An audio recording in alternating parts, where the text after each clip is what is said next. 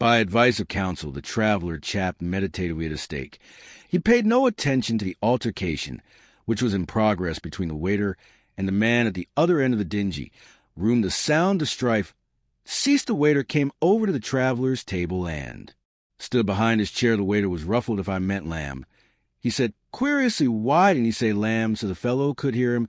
I thought he said him, so I brought him ham. Now Lord Percy gets all peevish." He laughed bitterly. The traveler made no reply. If people spoke distinct, said the waiter, "There wouldn't be half the trouble there is in the world, half the trouble. There wouldn't be. I shouldn't be here for one thing in this restaurant. I mean," a sigh escaped him. "I shouldn't," he said. "And that's the truth. I should be getting up when I please, eating and drinking all I wanted, and carrying on some as in the good old days. You wouldn't think to look at me, would you, now, that I was once like the lily of the field?" The waiter was a tall, stringy man who gave the impression of having no spine. In that he drooped, he might have been said to resemble a flower, but in no other respect. He had sandy hair, weak eyes set close together, and a day's growth of red stubble on his chin. One could not see him in the lily clasp. All I mean to say is I didn't toil, neither did I spin, and was a happy days, lying on my back, plenty of tobacco, something cool in a jug. He sighed. "Once more, did you ever know a man of the name of More Jerry More?" The traveler replied himself to his steak in silence. "Nice fella, simple, sort of felt big, quiet, bit deaf in one ear, straw-colored hair, blue eyes. Handsome, rather, and is just outside of Reigate, as it's still money of his own left him by his pa. Simple sort of fellow, not much to say for himself. I used to know him well in them days. He used to live with him, nice fellow. He was big, bit hard, earring, got a sleepy kind of grin you know like this, or something." The traveler sipped his beer in thoughtful silence. "I reckon you never met him," said the waiter. "Maybe you never knew Gentleman Bailey, either. We always called him Natty. He was one of those broken-down Eden or error fellas folks. Said we had struck up a partnership kind of casual, both being on it together. And after a while we happened to be round about Reigate. And the first house we come to was this Jerry Moore's. He come up just as we were sliding the back door and grinned that sleepy grin like this, or something. Hello. He said, gentleman kind. Of gives a whoop and hollers, hey, if my old pal Jerry Moore Jack. He says to me, this is me old pal Mr. Jerry Moore, what I met in the days down at Ramsgate one summer. They shake hands. And Jerry Moore says, is this a friend of yours, Bailey? Looking at me, gentleman, introduces me we. Our partners, he says, partners in misfortune. This is my friend, Mr. Roach. Oh, come along, and says Jerry. So we went on in, and he makes us a home. He's a bachelor and lives all by himself in this desirable house. Well, I seen pretty quick that Jerry thinks the world of gentlemen all that evening is acting if. As pleased as Punch to have him, there couldn't do enough for him. It was a bit of all right, I said to myself, and it was too. Next day we gets up late and has a good breakfast, sits on the lawn, smokes the sun. Was shining, the little bears were singing in there. Wasn't a thing east, west, north, or south that looked like work. If I'd been asked my address at that moment on oath, I couldn't have hesitated a second. I should have answered number 1 Easy Street. You see, Jerry Moore was one of these slow, simple fellas, and you could tell in a moment what a lot he thought of gentleman. You see, had a way with him, not ally. He wasn't more affable, I should call it. He sort of made you feel that all men are born equal, but that it was awful good of him to be talking to you, and that he wouldn't do. If for everybody went down proper with Jerry, More Jerry would sit and listen to him, giving his views on things by the hour. By the end of the first day, I was having visions of sitting in that garden, a white-baked old man, and being laid out when my time should come. In Jerry's front room, he paused, his mind evidently in the past among cigars and big breakfast. Presently, he took up his tale. You see, Jerry Moore was a simple sort of fell deefies. I like that. Ever noticed not that Jerry was a real deefy? His hearing was a bit off, but he could follow you if you spoke to him nice and clear. Well, I was saying, he was kind of simple, like putting his days pottering about the little garden he'd made for himself, looking after his flowers and his fowls, and sitting of an evening listening to gentlemen old and forth on life. He was a philosopher, gentleman was, and Jerry took everything he said as gospel, didn't want no proofs, he. And the King of Denmark would have been great perils. He just sat by with his big blue eyes getting rounder every minute and lapped it up. Now you'd think a man like that could be counted on, wouldn't you? Would he want anything more? Not he. You'd say, well, you'd be wrong. Believe me, there isn't a man on earth that's fixed and contented, but once a woman can't knock his old paradise into ash with one punch. It wasn't long before I began to notice a change in Jerry he never had Been what you call a champion, catch-as-catch-can talker, but now he was silent than ever, and he got a habit of switching gentlemen off from his theories of life in general to woman. In particular, this suited gentleman just right what he didn't know about woman wasn't. Knowledge gentleman was too busy talking to have time to get suspicious, but I wasn't, and one day I draws gentleman aside and puts it to him straight, gentleman. I says, Jerry Moore is in love. Well, this was a nasty knock, of course, for gentleman. He knew as well as I did what would mean if Jerry was too. Lead home a blushing bride through that front door would be outside into the cold hard work, for the bachelor friend's gentleman sees that quick, and his jaw drops. I goes on all the time. I said that you're talking away of an evening Jerry sending visions, a little woman. Sitting in your chair, and you can bet you don't enter into them visions. You may dream a little feet pattern about the house, I says, but they ain't ours, and you can have something on that both ways look alive, gentlemen, I says, and think out some plan. Well, we might as well be patting the hoof right now. Well, gentleman did what he could in his evening discourses. He started to give it to woman all he knew, began to talk about Delilahs and Jezebels and fools there was, and the rest of it, and what a mug a fellow was to let a female into his cozy house. It only make him spend his day hooking her up in his. Nights wondering how to get back to blankets without waking her. He was crisp enough to have given Romeo the jump, see the thought. But Lord, it's no good talking to them. When they'd had it bad a few days later, we caught her with the goods, talking in the road to a girl in a pink dress. I couldn't but admit that Cherry had picked one right from the top of the basket. This wasn't one of them languishing sort of what sits about in cozy corners and read storybooks and don't care what happened in home so long as they find out what became of the hero in his duel with the Grand Duke.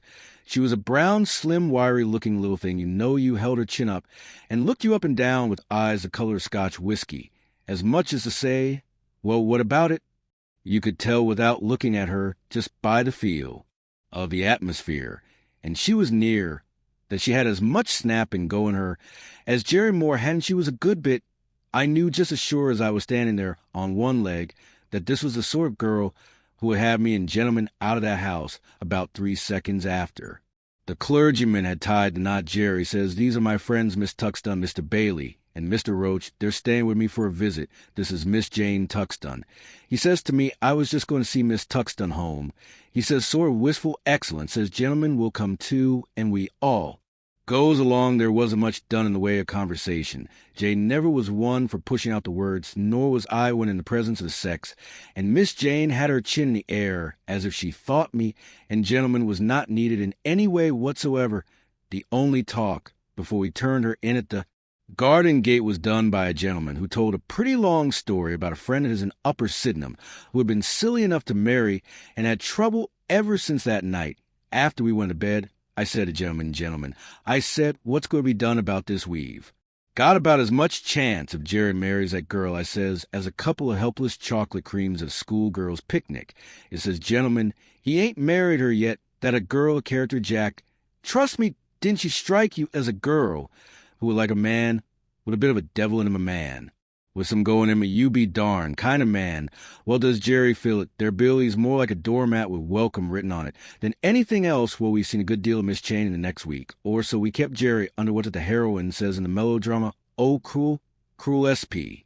Something, oh, espionage, that's it. So he keeps Jerry under espionage.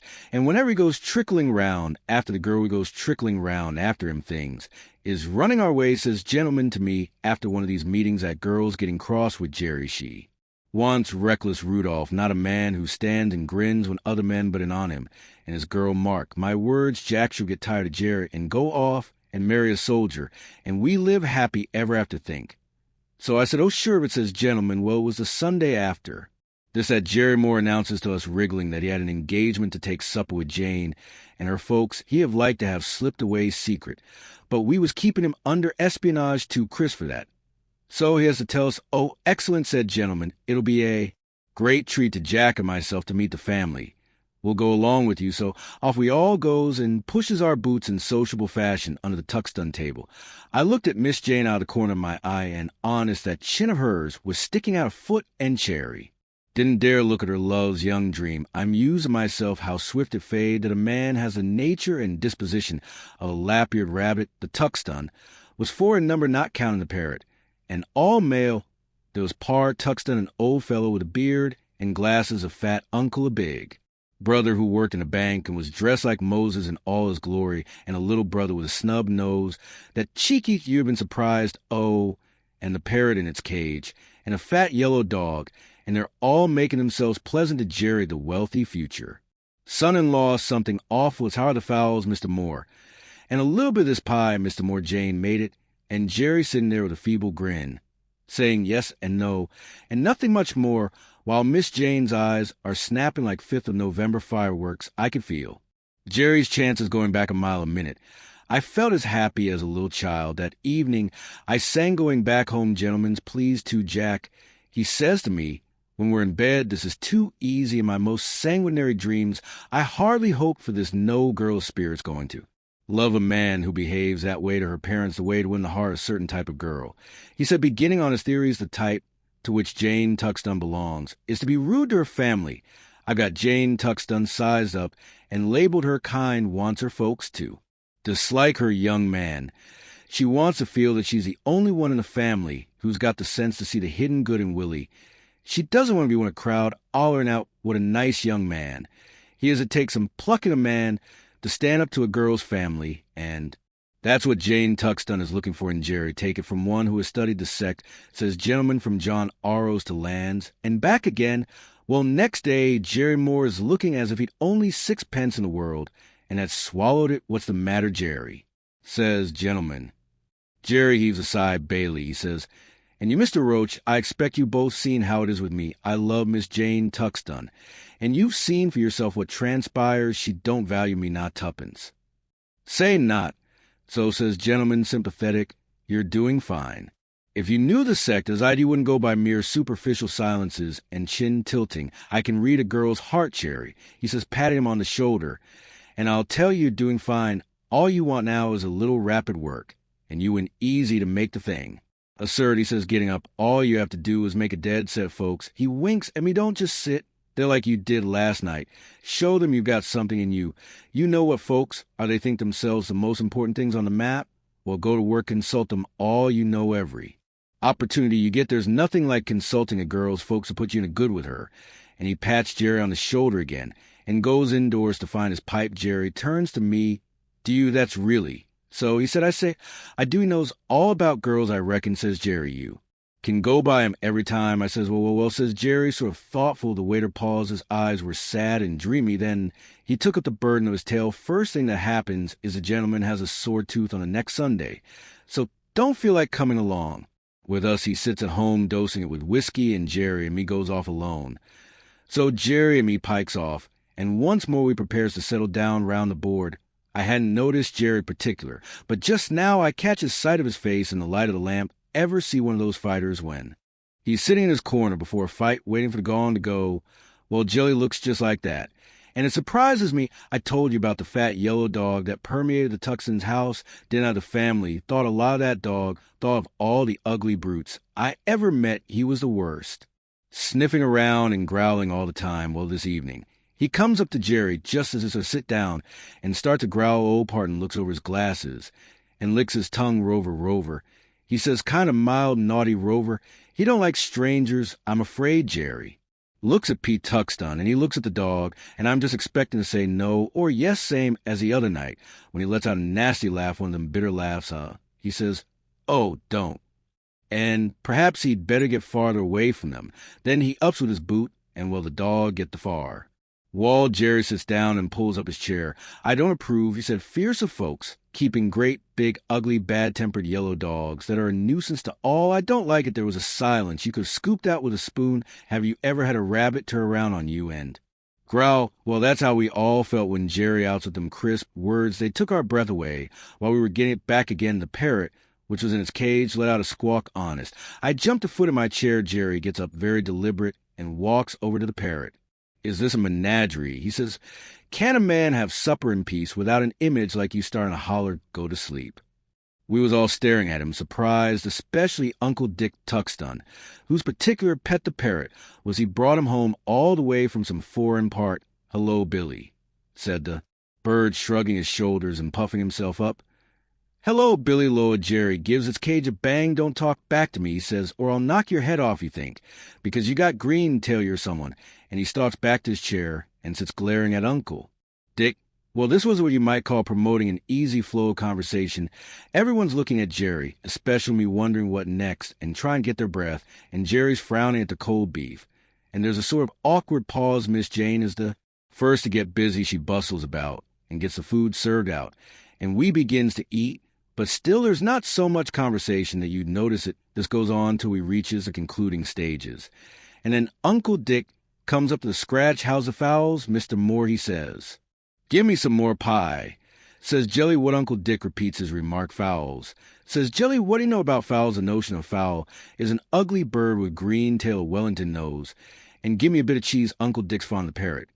So he speaks up for him, Paul's always been reckoned a handsome bird. He said he wants stuffing, says Jerry, and Uncle Dick drops out of the talk. Up comes big brother Ralph, his name, was he's the bank clerk, and a dude, he gives his cuffs a flick and starts to make things jolly all round by telling a story about a man he knows named Witherspoon. Jerry fixes him with his eye, and halfway through he interrupts, "That whisker of yours is fierce." He said, "Pardon," says Ralph. "That whisker of yours," says Jerry, "it hurts my eyes. It's like an electric sign." "Why, Jerry?" I said, but he just scowls at me, and I stop. Ralph is proud of his clothes, and he isn't going to stand this. He glares at Jerry, and Jerry glares at him. "Who do you think you are?" said Ralph, breathing hard. "Button up your coat." Says Jerry, "Look here," says Ralph, "cover up. I tell you," says Jerry, "do you want to blind me pee?" Tuxton interrupts what Mr. Moore. He begins sort of soothing when the small brother, who's been staring at Jerry, chips, "And I told you he was cheeky." He says, "What a funny nose Mr. Moore's got." And that did it. Jerry rises very slow and leans across the table and clips the kid brother one side of the arrow, and then there's a general imbroglio, everyone standing up, and the kid all errand, and the dog barking "Our him up better," said Jerry, severe to Pete Tuxton. "This would never have happened." Tuxton gives a sort of howl. Mr. Moore, he yells, "What is the meaning of this extraordinary behavior? You come here and strike me, child." Jerry bangs on the table. "Yes," he says, "and I'd strike him again. Listen to me. You think just because I'm quiet, I ain't got no spirit. You think all I can do is sit and smile. You think you aren't on to the hidden depths of me character. I'm one of them still waters that runs deep. I'm here, you get out of it. Yes, all of you, except Jane. And me wants this room to have a private talk, and I got a lot of things to say to Jane. Are you going?" I turns to the crowd. "I was awful disturb you. Mustn't take any notice." I says, he ain't himself when just then the parrot cuts with another of them squawks. Jerry jumps at it. "You fast," he says, and flings the cage out the window. "Now you," he says to the yellow dog, "put him out through the door." And then he folds his arms and scowls at us, and we all notice suddenly that he's very big. We look at one another, and we begins to edge toward the door, all except Jane, who's staring at Jerry as if he's a ghost. Mr. Moore said, Puxton dignified, "We leave you, you're drunk." "I'm not drunk," says Jerry, "I'm in love." Jane says, "Puxton, come with me and leave this ruffian to himself." Jane says, "Jerry, stop here and come and lay your head on my shoulder." Jane says, "Puxton, do you hear me?" Jane says, "Jerry, I'm waiting." She looks from one to the other for a spell. Then she moves to where Jerry's standing. "I'll stop," she says, sort of quiet, and we drifts out. The waiter snorted. I got back home as quick as I could and relates the proceedings to gentleman's rattled. "I don't believe it." He says, "Don't stand there and tell me Jerry Moore did them things. Why, it ain't in the man, especially after what I said to him about the way he ought to behave. How could he done so?" Just then in comes Jerry, beaming all over boys. He shouts, congratulates me. It's all right. We fixed it up. She says she hadn't known me properly before. She says she'd always reckoned me a sheet, but all the time I was one of them strong, silent men. He turns to the gentleman. The man at the other end of the room was calling for his bill. All right, said the waiter. Come, he turns to the gentleman. He went on rapidly, and he says, Bailey, I owe it all to you, because if you hadn't told me to insult her folks. He leaned on the traveler's table and fixed her with an eye that pleaded for sympathy. How about that? He said, Isn't that Chris insult her folks? Them was his very words, insult her folks. The traveler looked at him inquiringly. Can you beat it? Said the waiter. I don't know what you're saying, said the traveler. If it is important, write on a slip of paper. I am stone deaf.